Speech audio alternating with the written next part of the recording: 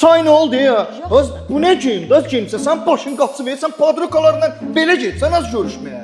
Əsəbləşmədən nə olubdu? Yaxşı dəyişərəm. Dəli deyən bunu öz verəndə la paslarını istəyirik. Get 1 saat ot eşitdim mən padrokalarla. 1 saatdan o yüz oturma. Mən də çıxıram gedəm dostlarımla hamama oradan da keçəcəm dəmmoya. Yaxşıdır. Ya. Yəni bir də deyil.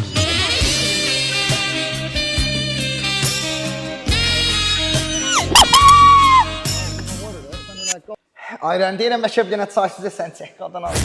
Başa düşmədim. Əlim var, qolum var, termos orada. Get çayı süz ha. Özdə mən gedirəm rəfiqələrimlə, qızlarla görüşə. Bəlkə əyni və düzəməlli bir şey geyinəsən. Xeyr ola, mənim dədəm mənə zakon qoymur, prikaz vermir. Sən kimsən mənə zakon qoyursan? Heç nə, mən də axşam gedəcəm uşaqlarla dəmmoya. Xeyr ola, deyəsən evdə boş bekar qalmısan. Get özünə ikinci iş tap ki.